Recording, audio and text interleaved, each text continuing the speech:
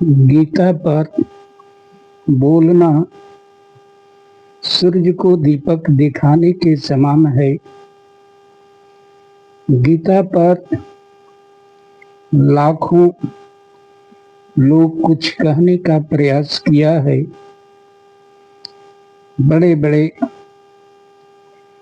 भारतीय से लेकर के विदेशी मनीषियों ने अपने अपने बुद्धि के थाह के अनुसार कुछ कहने का प्रयास किया है। उसी कड़ी में मैं भी अल्प बुद्धि के हिसाब से, मैं कोई विद्वान नहीं हूँ और न गीता पर मेरा कोई पकड़ है। मैं ABCD भी नहीं जानता गीता के बारे में, फिर भी गिलहरी वाला प्रयास करने जा रहा हूँ।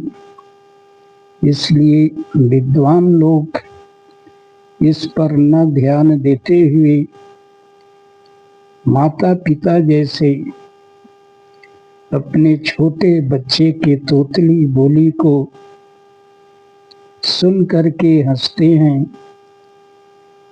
और मूर्ख लोग व्यंग करते हैं। उसी प्रकार से मैं धृष्टता करने जा रहा हूँ, इसलिए क्षमा करेंगे। मेरे विचार से गीता के प्रथम अध्याय में जब युद्ध का रोकने के लिए भगवान कृष्ण अंतिम प्रयास करते हैं, दुर्योधन 56 प्रकार का भोजन बना करके भगवान को अपने पक्ष में करने का प्रयास करता है, लेकिन भगवान वो 56 प्रकार के भोगों को त्याग करके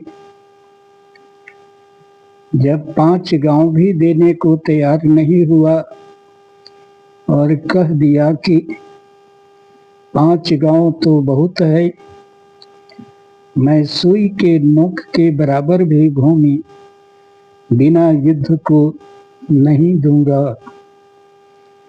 तब भगवान समझ गए कि अब युद्ध ही अंतिम विकल्प बचा है और दुर्योधन के यहाँ भोजन न करके विदुर के यहाँ चले जाते हैं। संयोग से विदुर नहीं थे, विदुरानी थी और काकी काकी कह करके आवाज लगाते हैं। विदुरानी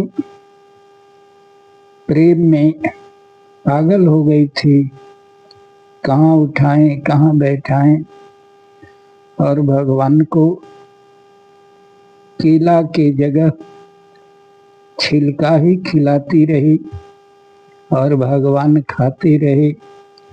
विदुर आते हैं तो कहते हैं, अरे यह पगली तुम क्या अनर्थ कर रही हो, भगवान को केला के जगह छिलका खिला रही है। वह भी लज्जित हो जाती है और केला खिलाने लगती है। भगवान कहते हैं कि जो प्रेम उस केले के छिलके में था, वह प्रेम इस केले के गुदे में नहीं है। तो भगवान सत्य के पक्ष में रहते हैं। असत्य हमेशा देखने में महान और बड़ा भले लगे, लेकिन अंत में असत्य की पराजय होती है और सत्य की विजय होती है। इस प्रकार से